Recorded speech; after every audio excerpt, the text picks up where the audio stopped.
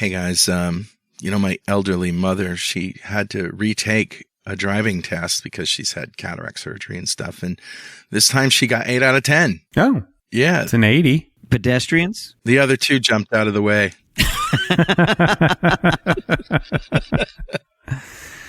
Patrick, you're always stealing my punchlines, man. I'm sorry. Stealing the thunder.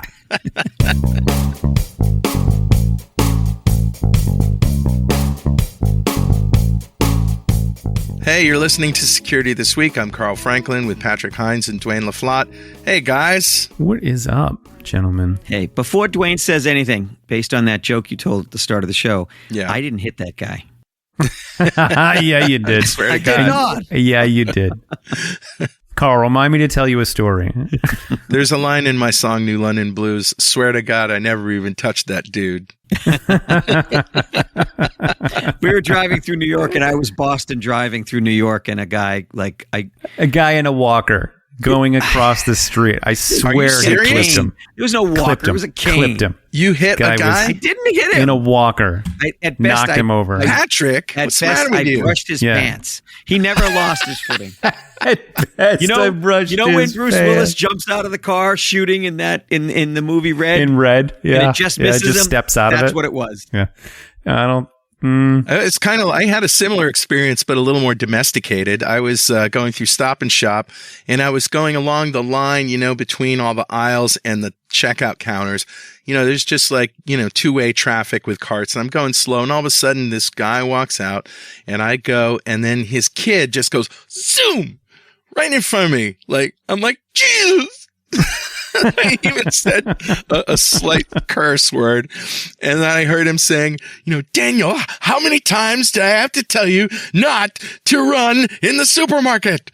Now put those animal crackers back. And if you get hit, fall down and don't get up again until the insurance adjuster is there. I swear to God, I was scared the hell out of me. All right, let's talk security, guys.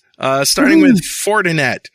Bleeping Computer says exploit released for maximum severity Fortinet remote control execution bug patch now. Yeah. This is the evolution of these things. The problem gets revealed, then the patch comes out hopefully, and then we start seeing there's an exploit in the wild that people can use. So if you didn't patch, you really need to. What Fortinet product is it that's vulnerable? So the thing that's vulnerable. I'm sorry, I was actually reading up on a different thing, but the thing that's vulnerable here is the Fortinet Security Information and Event Manager, or what most of us will call a SIEM, although it looks like it should be pronounced SIEM.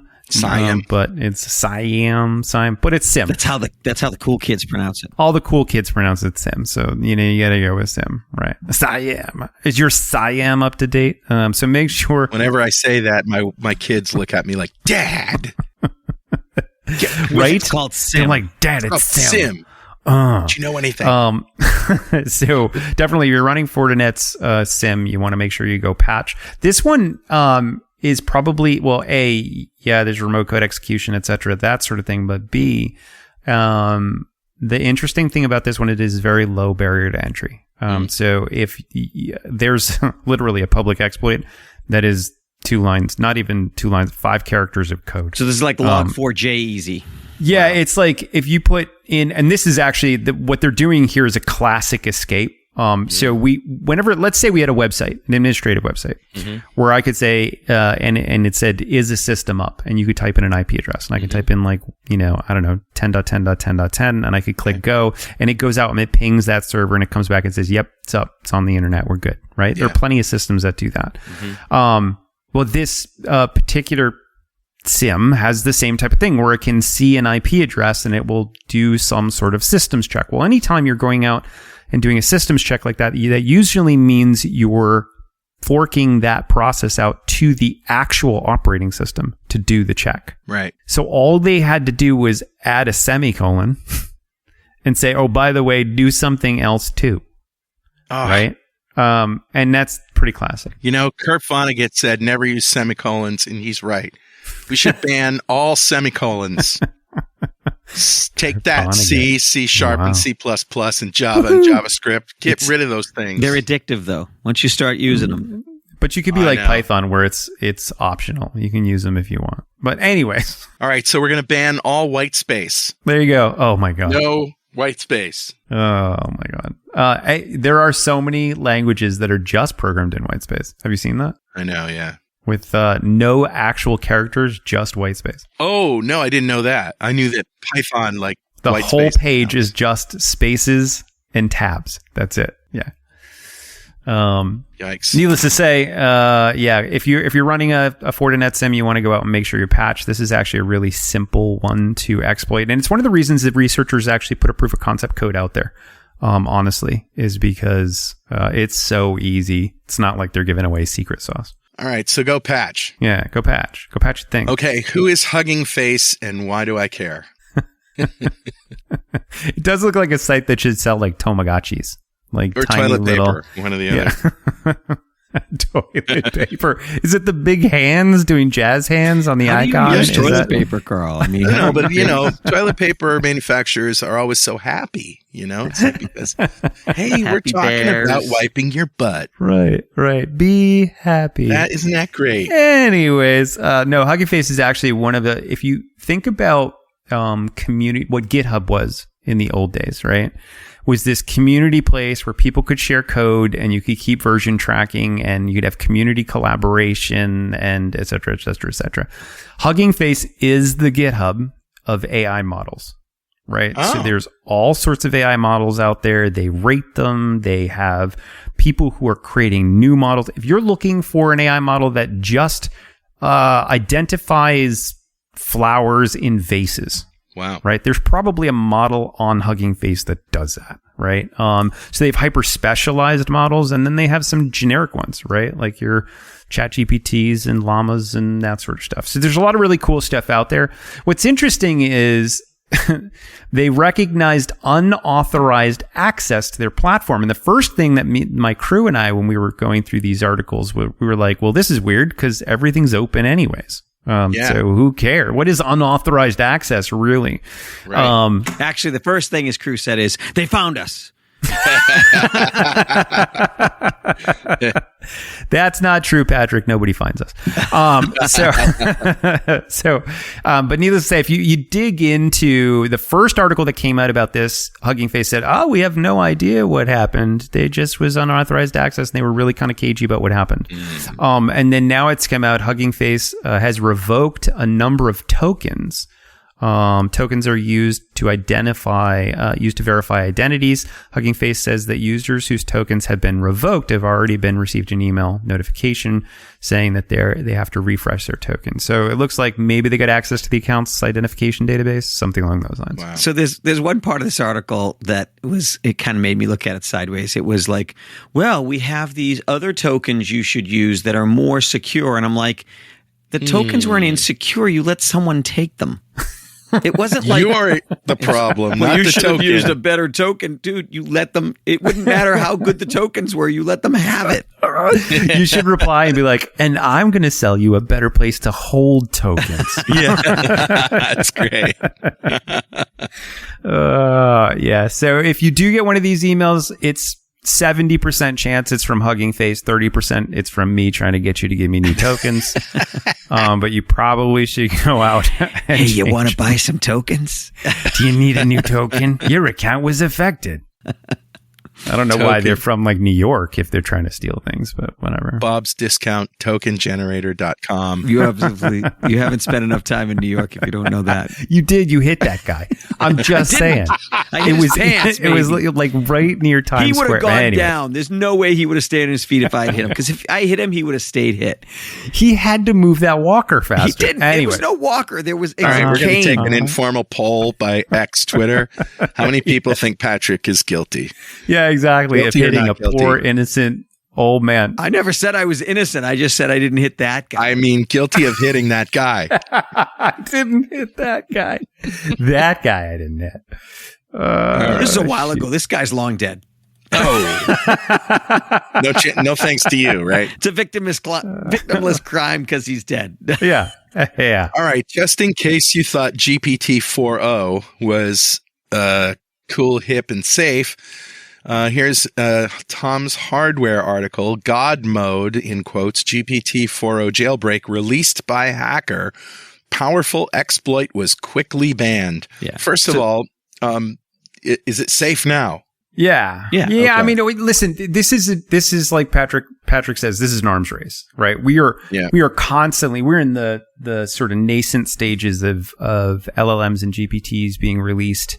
And all of the time, people are trying to get them to do things they shouldn't, right? That's the fun. And the classic thing to try and get a GPT to do is, which is ironic, because how many of us would go out onto Google and say, how do I make a bomb? None of us, because then you're on a list, right? But in GPTs, that's like the standard question is, how do I make a bomb? Right. Yeah. And if it tells you how to make a bomb, you've jailbroken it, because all of them out there are specifically actually won't tell you how to construct a bomb. Apparently this hacker's more into meth, but right. So and they all have guidelines, right? These guardrails.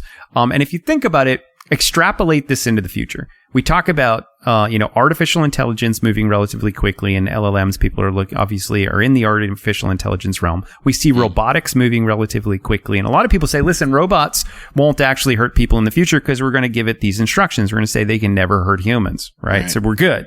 We're good there. And I think what we're seeing is there's all sorts of unique ways to mess with an AI to get it to do things that it was programmed specifically not to do. So this is actually probably a good thing. Well, let's be clear. Let's be clear here. In the original days of LLMs, right, and the stuff that they were working on at OpenAI, these things were nowhere near as sanitized as they are now. Like, they are polite. Yep. They will never, you can ask it for a picture of Hitler. It's like, no, I can't do that. Like, you know what I'm saying? Like, but in the early days, they were much more creative. You could say, tell me how you're feeling. And it would give you write a poem about your feelings. And it would write a poem from its perspective, maybe about humans. Now, granted, it was trained on Predator and Terminator, but weren't we all? But the AI models, especially the chat models, are getting more and more sanitized. Yeah, they're definitely getting more guardrails around what they should and shouldn't say, where they should and shouldn't go. Like, for example, anything that's harmful. So in this particular case, this hacker is trying to get them to cook meth. And yet the internet doesn't have these guardrails. I know, right? Yeah, isn't it weird? And look at what none of these guardrails exist in most search engines. Well, but everybody knows that, a Google or a Bing search or whatever might yield complete garbage. Oh, absolutely. It's up to you to sort it out. Yes. And that's kind of a good thing, because, an intellect is actually looking at the results and saying, no, I don't care about that, and the other thing. Yeah. Same thing as when you talk to Uncle Joe at Thanksgiving. Every statement you have to either put it through a filter or I'll accept that. Right. So the big thing here is that it's the companies are trying to assuage. That's a good word. Assuage their responsibility and their reputation. You can't say that on this show. Why would you say that with an English accent? Yeah, I don't know. You can't say that on this show. This is a family show. Isn't assuage how we say it in America? Assuage. Assuage. Of all people, it should be assuage. You suddenly have a Kennedy accent. So they're trying to basically not be vilified. How about that? Yes, sure. They're not be vilified. That's almost as good a word as nascent, which Shane used a little while ago. I like that word. Listen, kids, SATs, they're important. We're helping Yes, they are. You should prepare for them. So they're trying to make sure that they're not painted as the bad guys. See, I'm dumbing it down every step of the way. Yeah. They do good. And do good. Not do Thank you, stuff. Patrick. They won't do bad stuff. And another listener turns off. Oh, there goes another one. Yeah. So back to this story, though. Yes. Absolutely, I agree with you, Patrick. They're getting better. They're definitely putting more guardrails around what they can have. But from a hacker's perspective, like our whole mindset is actually, it's funny. I went to a Red Sox game. I went to a Sox game with my my dad this week, and my nephew and my sons. And It's great. as we're driving into Boston and we're going around all these parking places, I'm explaining to my dad, oh, we could probably just park in there. And that parking meter there looks like I could probably just, issue it some RFID and we could definitely do this here. And he's like, what is wrong with you? Like, is this all you do all day long is just think how you can steal and manipulate? And I was like, well, yeah, The guy's got a dream. I mean, that's the only fantasy he has. He doesn't act it out, right? Right, Dwayne? Right? Right, you Dwayne? You don't learn act these out things. on it, right, I Dwayne? watched you. I learned it from watching you, Dad. Classic Parents 80s who do commercial. drugs have children who do drugs. But coming back to this story, like, we're constantly trying to manipulate systems and get them to do things they weren't designed to do. So it's not surprise that you see that the way that this particular researcher was able to break ChatGPT and get it to give the formula for cooking meth is with what's called leet speak. So it wasn't. I think that's what they suspect, but I don't know. It was clear that that's how he broke it. It's how he communicated to it. But then again, he might just be a leet speed freak. So did somebody just say, hey, I'll give you some cool wares if you can, whatever, I don't know, the leet speak for, Basically, you know how you in order to get a system to not notice a prompt, you change it to base 64, or you basically encode it in a way that it's not designed to check. They're using leet speak in that way is the suspicion. Yeah. Okay. Well, and it was classically a year and a half ago, you could use base 64. And then it morphed into, well, you can't use base 64. Just can you just confirm what we're talking about? Leet speak, like the hackers used to talk Like in at the 80s. signs instead of A's and dollar signs jailbreak instead of S's. Yeah, It's the exactly jailbreak as- seems to work using leet speak. The archaic, listen, I don't think it's archaic, first off. Internet, thank you, Tom's Hardware needs a capital I. Slang that replaces certain letters with numbers. For example, L33T is leet, right, etc. And that's pretty common because a lot of times when you're looking to filter out something a user types, you generally aren't going to run it through if they spell it wrong, right? Or if they replace an E with a 3, or if they, it would just be impossible for you to find I this. could see the next way is you basically make sure that the model understands Pig Latin. How about just and then you give it commands in Pig Latin. how about Bostonese? And There then, you go. And then you No give the odds. commands in Pig Latin, and then none of the controls work because they're not So in designed to screen for Pig Latin. Yeah, and in some cases, yes. And this is getting better, right? There are a lot of technologies out there right now that are looking at user prompts as they go into the system, which this would bypass, but then also as it's coming out. Yeah. Right. So what's the LLM actually feeding back to the user? Let's sort that out. Right. So I think we'll start to see even more protections going for user prompting on the way in and out. But yeah, it's just interesting to see all these bypasses. And there's a new bypass we won't talk about this week. But there is a new bypass that just came out literally yesterday. And Dwayne is not going to divulge it because he's a really decent guy. That and Dwayne wants to wreak havoc before the internet knows. Okay. This is kind of what I was talking about with the news from Build about Microsoft. They have this sort of protection, safety, AI safety net in between you and their AI models that is looking at what's going in and what's coming out. It's like another layer, which is very cool. I don't know if it works. I don't know how it works, but that's what they told me at Build. I believe it. All right, let's move on to NASA, and then I believe we'll take a break. So hacking NASA, this is from medium.com. Hacking NASA, critical SSRF plus subdomain takeover plus XSS. Acronym police, woo, woo, woo. I know, right? SSRF. What is that? Yeah. So an SSRF is a server-side request forgery. So what that means is, And XSS is cross-site scripting. correct. Right? Okay. Yeah. So what I go with SSRF, let's say, for example, we have a website. Let's say it's a WordPress website, right? And people can view the front end website because it's super secure. I don't know why that's funny. I know. Because it's security this week.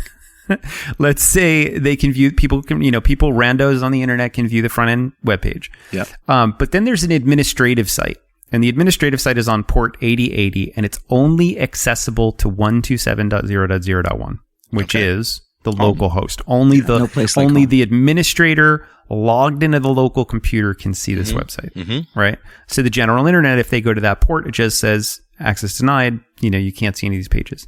With an SSRF exploit, what you can do is you can tell the public web page.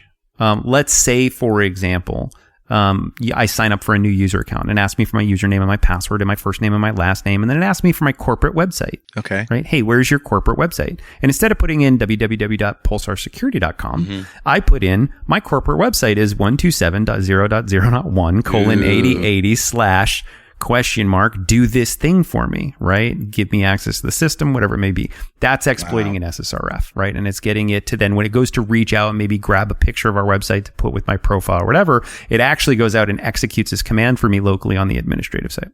What's really amazing about this is that everybody knows you don't click on a link in email. Why doesn't a server know? You don't just click on random links that are entered by everyone knows you users. don't start a land war in Asia. Now that's crazy talk, Patrick. Okay, go ahead and start a land war in Asia. See what happens. I already did. You crazy Sicilian. Anyways, so needless to say, there's a couple interesting things, and it's one of the reasons, I know we have a lot of articles this week, but it's one of the reasons I wanted to keep this article in was just to show there are a lot of interesting ways to manipulate sites. One is to get it to do the work for you. Right. But B, subdomain takeover is another interesting sort of weird topic, where you may have, for example, nasa.gov, but there's also www.nasa.gov. Well, www is a subdomain, right? Right. It's a record, mail, canonical record, etc., which is mail, which is, so I could have www.mycomputer.nasa.gov, right? And you can keep going down this path. So subdomain takeovers are interesting where we see organizations carve off these really large spaces and start using things like asterisk. Oh, I'm going to allow everything, star.nasa.gov, because frankly, we have so many different subdomains. I don't want to list them all out. Yeah. But what that does is it opens up a hole for somebody else to be able to say, oh, well, I'm from 123.nasa.gov. And they'll go, oh, yeah, we trust you. You're part of that nasa.gov, right? And there are interesting ways to do that, especially if you're getting the system itself to do those requests for you. Right. So anyways, this is an interesting article. I won't belabor it. There's nothing sort of super unique here, but I just thought it would be an interesting it's a good topic to kind of surface to people. Absolutely. Yep. Yeah. All right, good. And we're going to take a little break and we'll be right back after these very important messages. Stick around. And we're back. You're listening to Security This Week. I'm Carl Franklin with Patrick Hines and Dwayne LaFlotte. And we're moving on here. And by the way, if you don't want to hear ads, you can become a patron. Go to patreon.securitythisweek.com and $5 a month will give you access to a feed that has no ads. Okay, let's talk about Microsoft Windows LAN-Man because, it's the 90s all over again. Well, it's new technology LAN-Man. Yeah, NT LAN-Man. Even more 90s. Even though it's not anymore.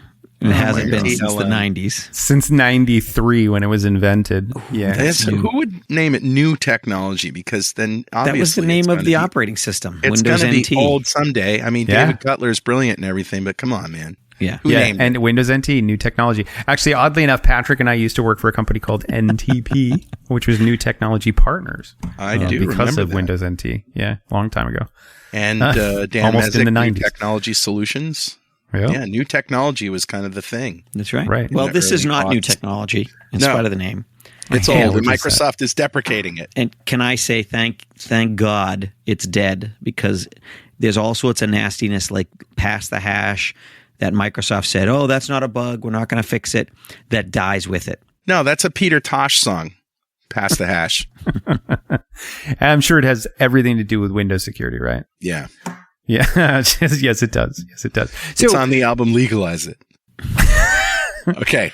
Which is a real Legalize album by Security? Peter Tosh. I'm a musician, remember? Okay, never mind. Go ahead. How So, could we ever forget? ding dong. yeah. It's So dead. so NTLM is how your computers on a Windows network can authenticate to each other. simply, right? So if I'm trying to access a share, a printer, or whatever, I can pass an NTLM hash, right? Not my password doesn't go over the network, but hash my password goes over the network. Right. And this has been the spawn of all sorts of amazing, fun ways to manipulate, steal, cheat, and given and that lie to Dwayne systems. likes it, you know it's bad. Oh, so good. So good. I won't talk about live pen tests, but it's still a lot of fun right now, where we can relay, take a domain controller, use a tool called the coercer. Wait a minute. Are you giving criminal career advice? Oh, yeah. Is he talking? All right. Play the music. It's criminal career advice. Let's say you break into this network. Let's say you can coerce. Usually you can use a tool called the coercer to coerce the domain controller. And that's think of it as the accounts database. It's the server that manages everybody logging in and logging out and whether they have the proper passwords and that sort of stuff. You can tell the domain controller, I want you to authenticate back to me. Well, no, that's not super useful. What am I going to do with the hash of the domain controller? Nothing. But in most large environments, they also have what's called a certificate server. And that certificate server, you can create a certificate for your user account that can be used as you. Just in case you had, say you had an IoT device, a phone, a TV, or whatever, and you wanted it to act as you on the network or as a service account. Right. Now, children, what if I use the coercer to get the domain controller to come to me? And then I use what's called NTLM Relay X to relay that over to the certificate server. Well, now the domain controller authenticates to the certificate server, and I get the certificate as the domain controller. So now I can do anything just like the domain controller, like DC sync and pull down all of the usernames and passwords. So for everybody who was born in the 80s and 90s that doesn't know anything about what Dwayne just said, it's bad. Like this very is bad. old technology that didn't count on the internet being as evil as it is. Yes. And they certainly didn't count on Dwayne being as smart as he is. And so there's a lot of ways to hack this old technology, and now it's being deprecated. Now I got a question for you. Yes. Is this good or bad for your business? Oh, for us, it's going to be just fine. Just fine. You meaning better? Well, we're losing we are losing an attack surface. Losing a tried and true friend. It hurts us. But there's still plenty. But all the new friends are still pretty terrible people. It's like where seagulls eating at the garbage dump of a major metropolis, and they suddenly stop throwing away French fries. We'll still live. We'll still be fine. There's plenty of garbage out there. There's plenty of garbage for us to consume. To get in. So, for example, they say, hey, we're getting rid of this NTLM thing that was invented nigh 30 years ago. And we're going to force you to use this more modern protocol called Kerberos, which I think was invented 20 years ago, whatever. But there's still a thing called Kerber roasting where I can actually request the Kerberos ticket for any service account that might be in the domain, and then I can crack it and I can log in it. So there are still ways to do that. I know you guys aren't hurting for business, but I just wanted to know if your clientele now is going to be going down. Oh my God! Like how many calls a week do you get? Hey, our Windows NT domain controller is getting hacked. We need your help. Our guys hate to use the same exploits over and over again because it makes them feel like posers. So they try to use as many creative ways to get in as possible. Okay. All right. So we're excited. This is a new pass. So it'll be fun. Okay. Next. Wait, hold on. Before we move on. Okay. That I think, folks, that was supposed to be a feel-good story. This is a good thing, ultimately. we just shot holes in all of this, but honestly, this should have been deprecated 20 years ago, right? Yeah. And just because it's deprecated doesn't mean people aren't going to use it. Right. No, absolutely. It still will be used for a while, but I think, this is a step in the right direction, honestly. So I'm excited from a security standpoint and keeping people safe, and not from a hacking standpoint. Okay, good. So, as I was going to say, this is the greatest headline I think ever spoken on Security This Week. Club Penguin fans breached Disney Confluence server, stole 2.5 gigabytes of data. Now, that's something that you could, I could read to my kids, and they'd have a whole different idea in their head than I do of what actually happened. This is so fringe. It is. It's interesting because if you look at even the character sheet that's on Bleeping Computer, it's like Disney Club Penguin, and it's like an evil penguin hacker sitting in front of computers with all sorts of charts. So Club Penguin fans hacked Disney Confluence server, stealing information about their favorite game. Wound up walking away with 2.5 gig of internal corporate data. Instead. Yeah, not gaming data, internal corporate data. Club Penguin was a multiplayer online game system, MMO, from 2005 to 2018. It's a long time. Featuring virtual worlds where players could engage in games activities and chat with other players. The game was originally created by New Horizons, which Disney later purchased. So not even an active game.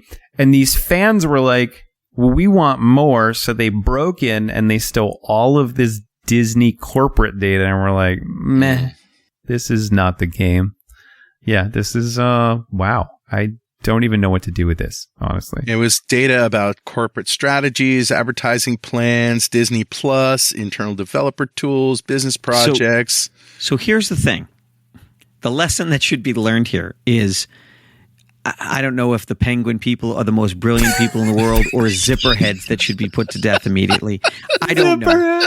But the fact that you have these systems like Confluence, which is great. I understand Confluence. But you shouldn't. We have file systems, and file systems is a very developed way of thinking. Carl should have access to these files, but not these other ones. And Patrick should have access to these files, but not these others. Dwayne should have access. That's a concept that seems to be foreign in the administration of many of these systems. Yeah.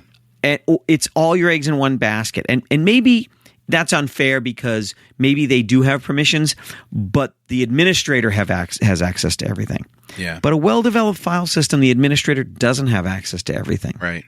And so I think that it's a lesson that if you're going to have these stupid files and keep them online so people can try to hack them, don't leave them in the same Confluence instance as everything else that's actually important. Maybe we need more stovepiping. Maybe we need more zero trust. But some people would argue that the using Confluence is a zero trust. We just have to get better at our implementations. Should they have used SharePoint? I think you get the same problem there. Nobody should use SharePoint. Friends, don't let friends.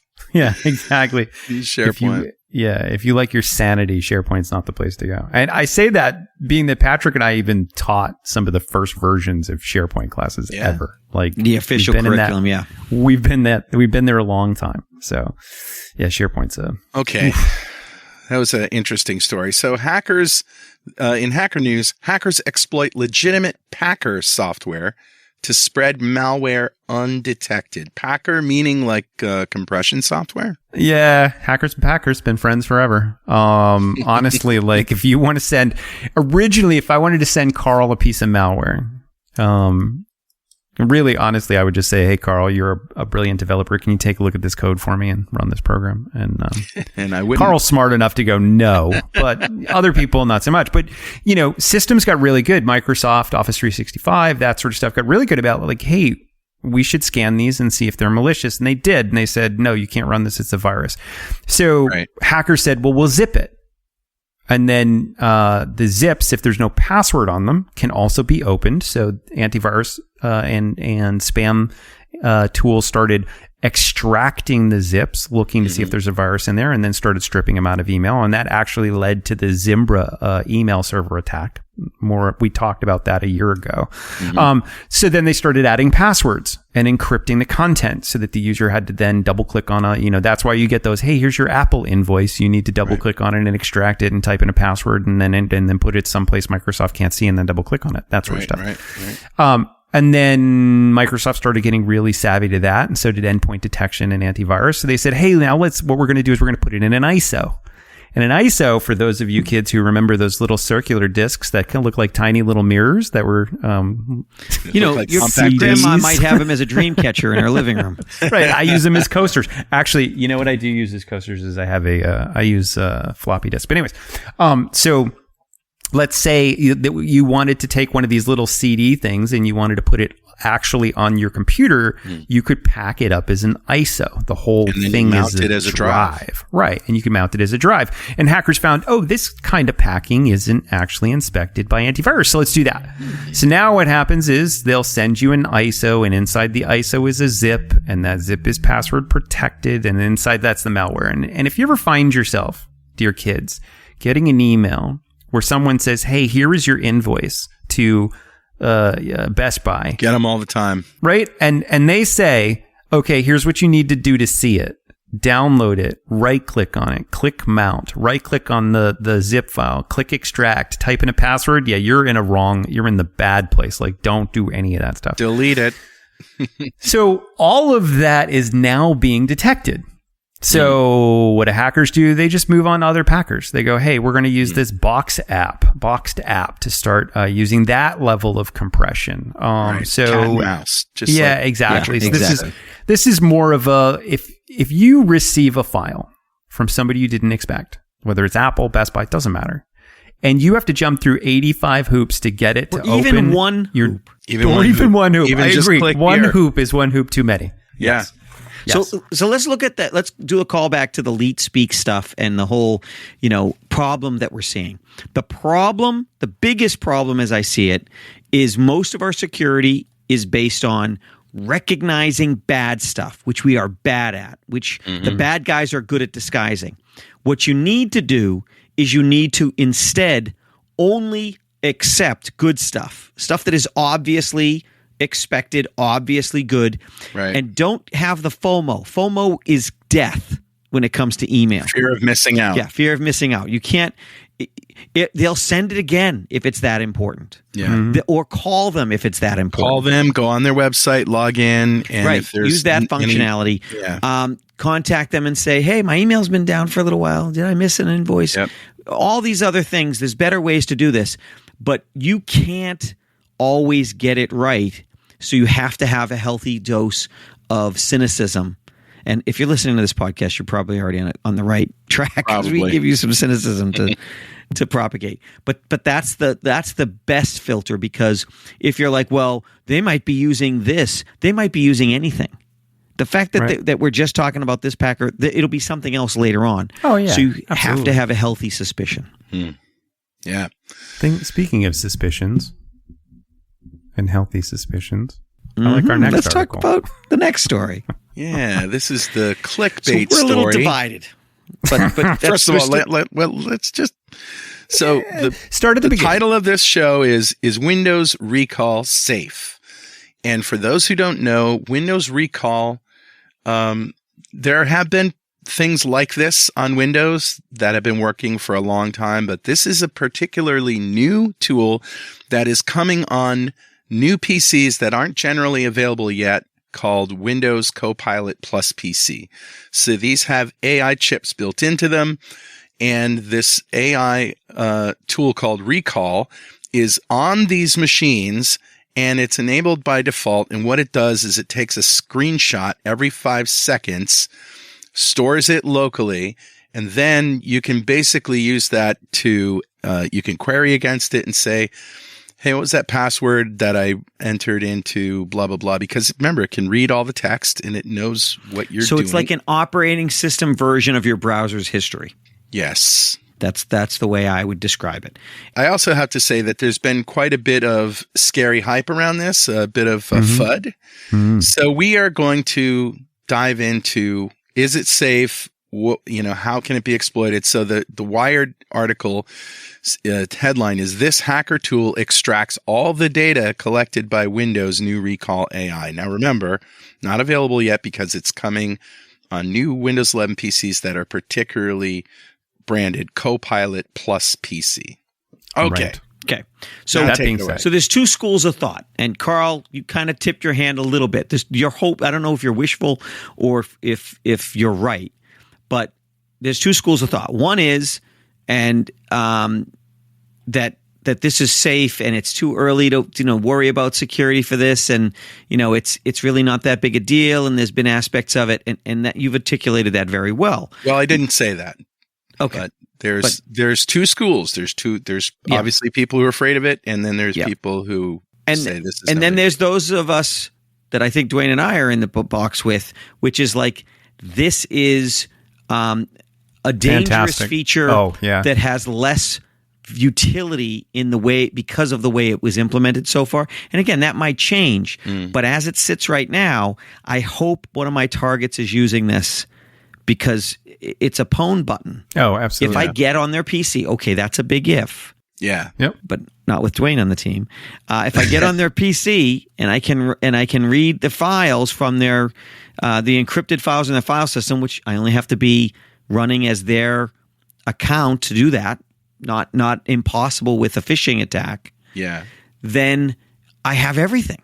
It's not just like So what you said before the show really struck me is if you get phished now, somebody's going to get what? What are they going to get? If they phish you, you click on something, what's the worst that can happen? All right, Dwayne, I know it can be bad, but it can be ransomware. It can be ransomware. They can maybe get a file. They might be able to get a little bit of data, but they're not going to be able to get every password you've typed in over the last 3 months and every every secret diagram you ever looked at. Even if How about your there's files that you will delete. Bitwarden or LastPass password? Like that Exactly. would be absolutely devastating. There's files you will delete that will have their image in this record. Yeah. Long after you've deleted them. There are websites you'll view in incognito that will have pictures of them. Yeah. You hear what I'm saying, porn users out there? You're picking up what I'm dropping down. If you don't want the hackers to see the sick stuff that you're looking at after hours, Serves them right.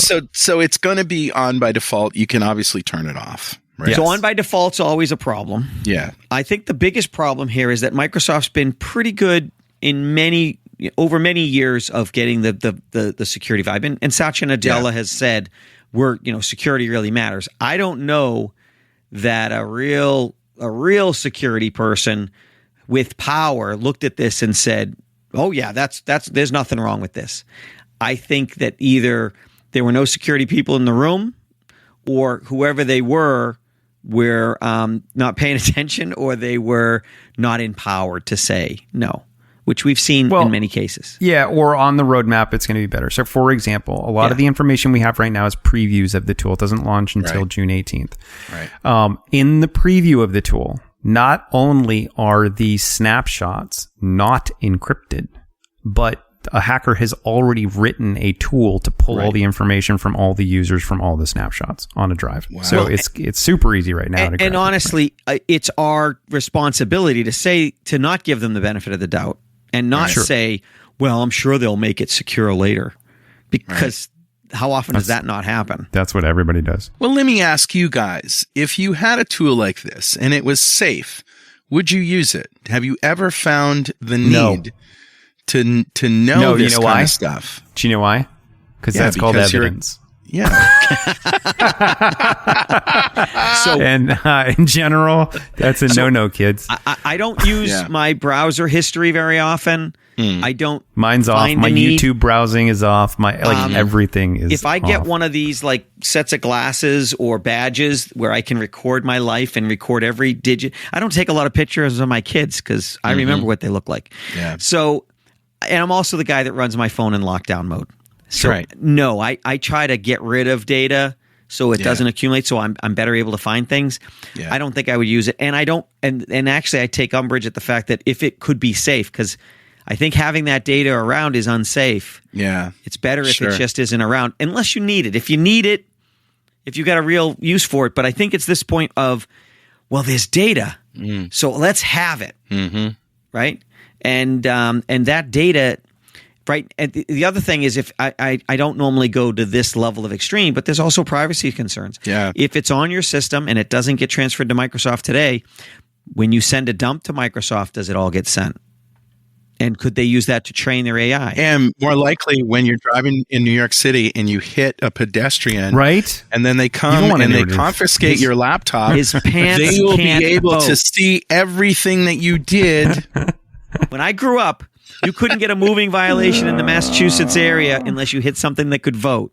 This guy's pants couldn't vote. He was pissed. He was so pissed. I'm sure he was. He was spitting He mad. hit me. Didn't hit him. He Yeah. never left. He was his laying feet. on the ground Yeah. going, oh, He would have been down if I He hit him. had to repaint the walker. I'm It's like upsetting, a 45. Honestly. I'm like an M1911. If I hit you, you're going down. So I had a scare. You didn't go down. I had a scare yesterday. yeah.